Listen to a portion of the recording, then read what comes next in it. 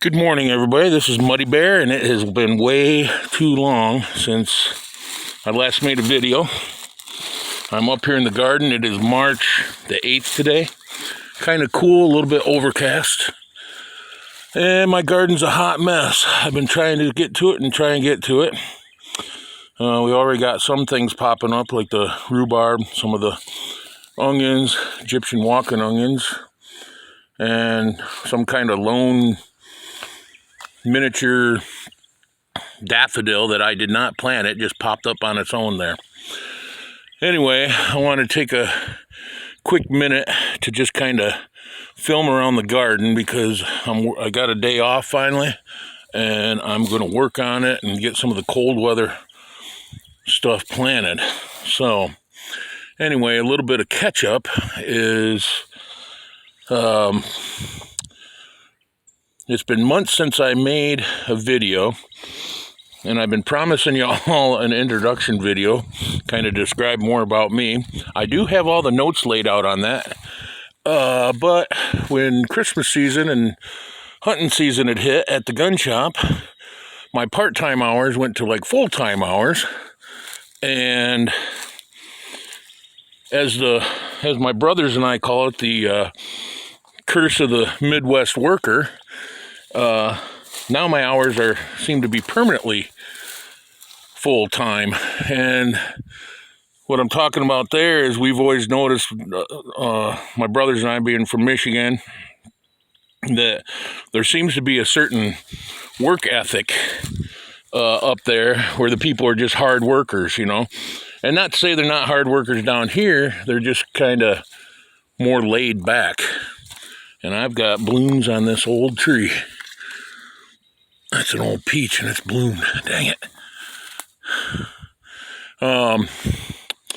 So anyway, and what I've always noticed in other parts of the country, they like to take advantage of that, employers. So once they see you got a good hard worker and everything, and I've been that way, even if I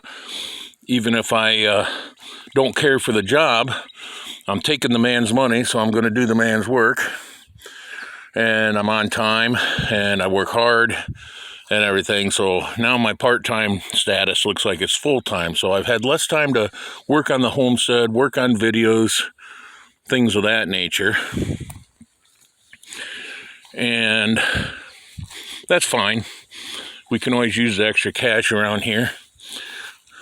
But anyway, so I just wanted to do a quick video and just film this hot mess I got going up here. I mean, I got old tires there, this trailer full of compost, old down tree. I had that one there is a pear tree. They kind of bloom later, so I might have a chance. I wanted to move that thing. But as you can see, tractor's broke down. The carburetor needs rebuilt, and then there's something went wrong with the electrical. So now I got to take care of that.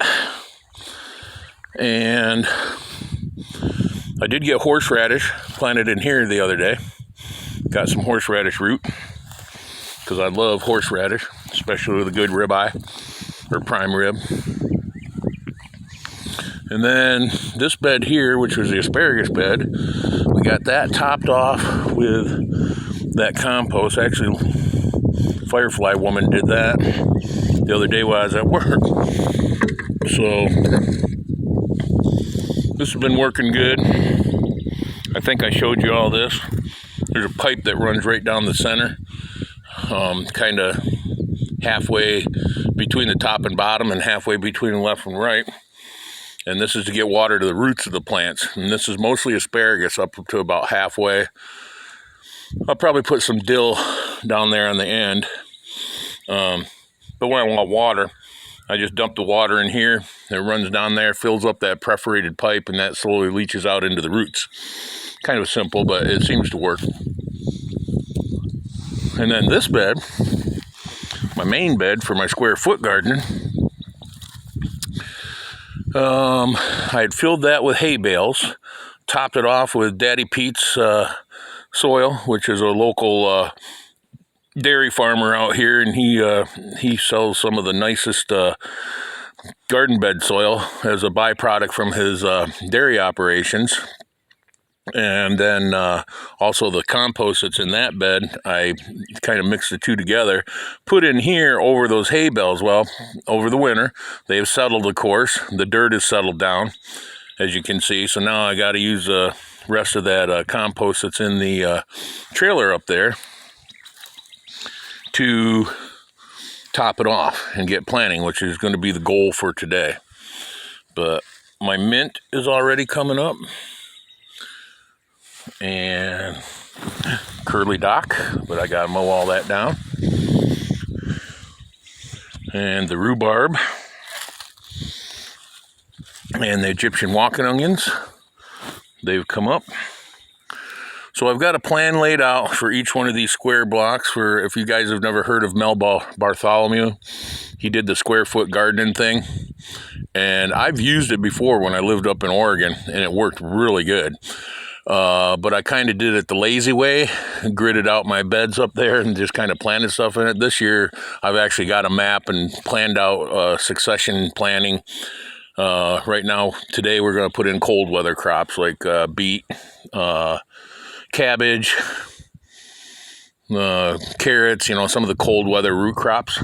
I'm in zone 7B, so it says things like that. Can be planted in now by seed. We're supposed to get a cold snap later on this week for a few hours. I guess it's supposed to get under or about 28 degrees, and that's not going to be a problem because I'll probably put little clutches over where I put some of the seed, or maybe lay some plastic over it. I'm not going to be too worried about it, but gonna get that going. Anyway, so this is the mess. I've got a bunch of my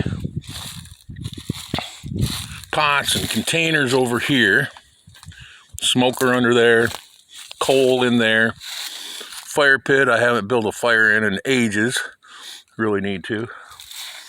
This is kind of a table I made out of one of those old reels that the power companies use. I put the top on a couple sawhorses, makes a great sturdy table, and I do potting there and stuff. But it is springtime, or getting real close to be springtime here in North Carolina. The woods are still mostly dormant except for the redbud, the Bradford pear, and the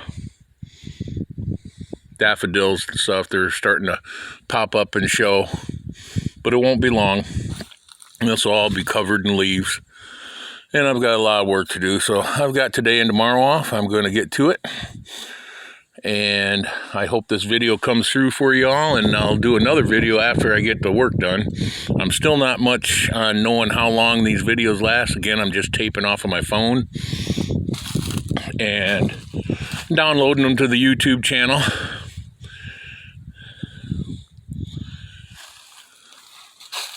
And hoping works. And by the way, I did want to say that I noticed on my stats and whatnot, there's 13 people that have subscribed to the channel, and I apologize for letting you guys down.